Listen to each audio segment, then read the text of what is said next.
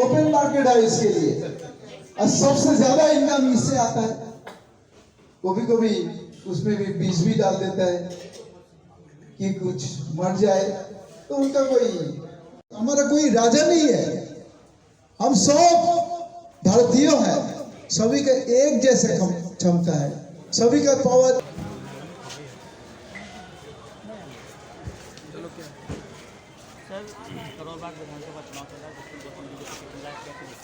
देखिए, हमारे पार्टी के महामंत्री है, बहुत वरिष्ठ कार्यकर्ता, बहुत वरिष्ठ नेता है। तो हम कार्यकर्ता नेता जो पार्टी के हैं, जो पार्टी के महामंत्री भी हैं, तो स्वाभाविक है उनको करोलबाग से खड़ा किया गया। इसका मतलब है पार्टी करोलबाग सीट जीतना चाहती है किसी भी कीमत पर, हम जीतेंगे। करोलबाग के पूरे दिल्ली की 70 विधानसभा आप जीतने में लगे। ये दिल्ली में भी सरकार बनानी है सर, जो कि केजरीवाल जी ने जो हालत करके रखा है दिल्ली, उस हालत से दिल्ली को बाहर निकालना। करोलबाग में 2 बार से विधायक हैं रवि, उन्होंने भी विकास कार्य नहीं किए कि जनता नाराज है। कैसे देखिए, जनता तो नाराज़ है, हमें भी पता है, लेकिन मुझे लगता है सबसे बड़ी भारतीय जनता पार्टी के कार्यकर्ता के लिए सबसे बड़ा जो काम है, इन लोगों को, जो नाराज़ लोग हैं, जो नाराज़ वोटर हैं, उनको वोट केंद्र तक लेके जाना और उनसे वोट दिलवाना। अगर जनता वोट देने के लिए निकली तो यहाँ पे बीजेपी की जीत तय है और आपकी हार। भारत माता की मतदान की क्या जनता से अपील करना चाहिए? जनता से अपील करेंगे कि मोदी जी के नेतृत्व में देश आगे बढ़ रहा है, दिल्ली पिछड़ रहा है। इसलिए मुझे लगता है कि मोदी जी के नेतृत्व में दिल्ली के कमान सौंपनी चाहिए, और करोलबाग से सिर्फ नहीं, करोलबाग से तो बीजेपी के उम्मीदवार को आप जिताएंगे, बाकी जगह से भी बीजेपी के उम्मीदवारों को जिताएंगे। दिल्ली की जनता परिवर्तन मांग रही है। उनके सामने केजरीवाल पूरी तरह से एक्सपोज हो चुका है। केजरीवाल भ्रष्टाचार में पूरी तरीके से लिप्त है। उसके सारे विधायक, उसके सारा मंत्रिमंडल दिल्ली में बिल्कुल काम करने में वो नाकाम रहे हैं।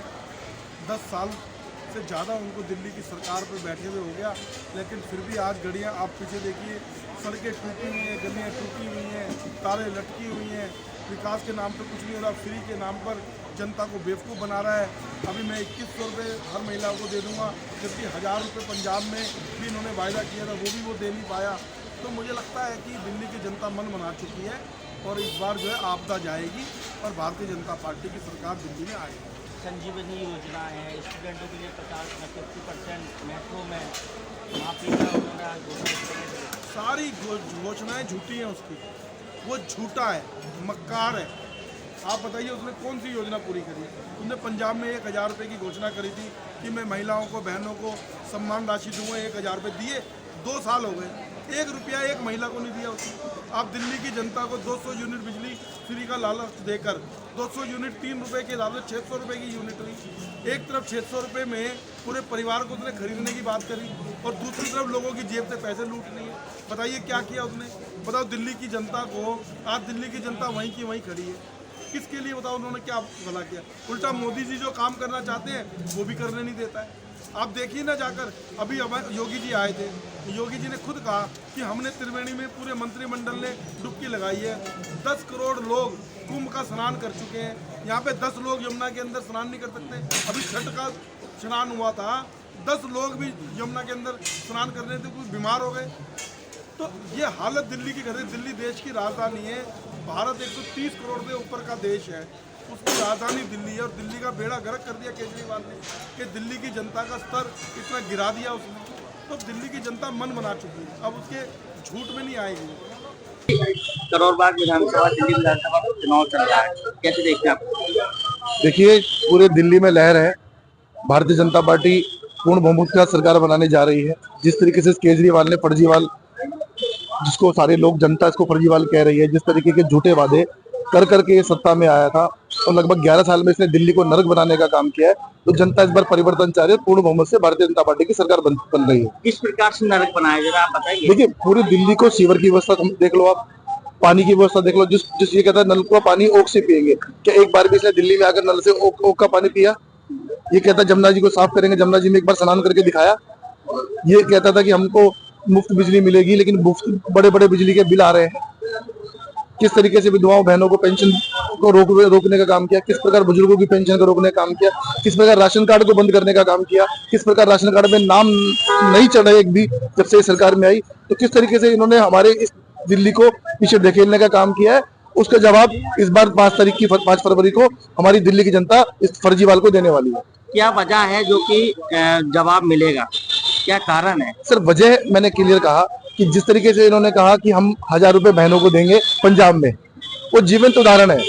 इन्होंने 2 साल 3 साल उस सरकार को हो गए, उन्होंने उन बहनों को 1 रुपया नहीं दिया।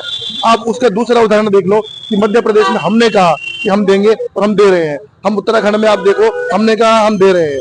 हमने अपने हरियाणा में कहा कि हम बहनों को देंगे, हम दे रहे हैं। हमारे जीवंत उदाहरण है कि हम जो कहते हैं, मोदी जी जो कहते हैं वो करते हैं। यानी आप कह रहे हैं कि केजरीवाल सरकार ने कोई काम नहीं किया, पर रवि विशेषज्ञ तो करोल बाग क्षेत्र में बहुत काम किया, आप कह रहे हैं काम नहीं कर रहे? मैं बताता हूँ ना जी कि मैं खुद बापानगर का निवासी हूँ। बापानगर को 11 साल के अंदर नरक में झेलने का काम अगर किसी ने किया तो वो विशेष रवि है।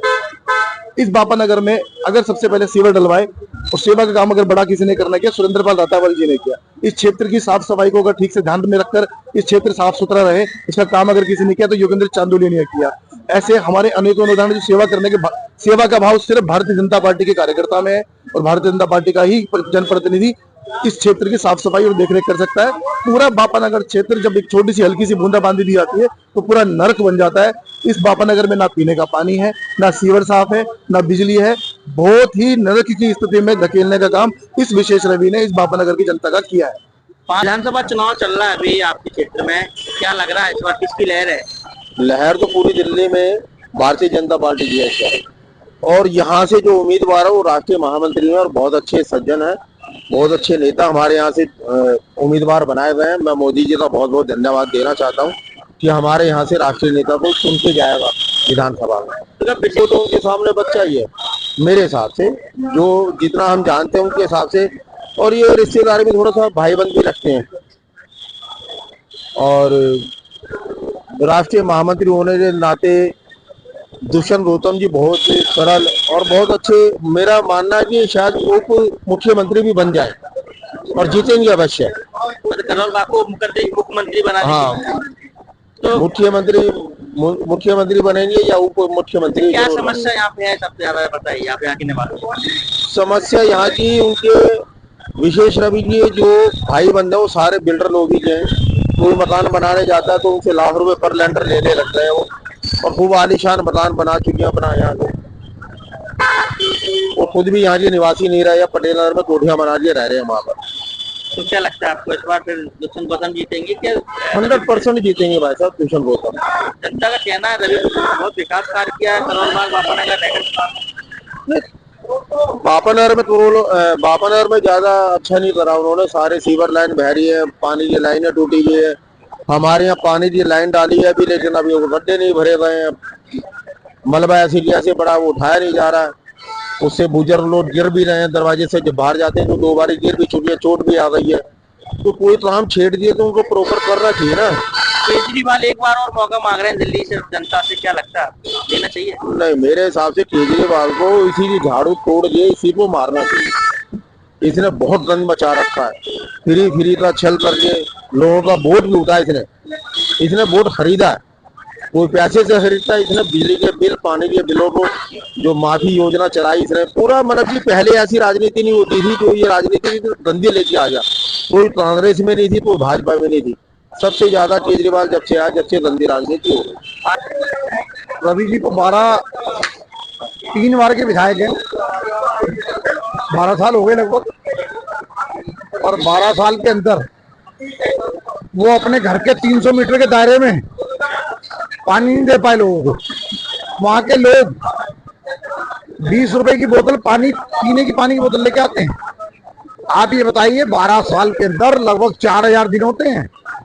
4000 दिन के अंदर वो अपने 300 मीटर के दायरे में पानी नहीं दे पाए। और लोग बाग रात को 12 बजे मोटर चलाते हैं तो गंदा पानी आता है। सीवर की समस्या है, पानी की समस्या है। जिस केजरीवाल ने कहा था कि मैं यमुना साफ कर दूंगा, वो पीने का पानी नहीं दे पा रहा।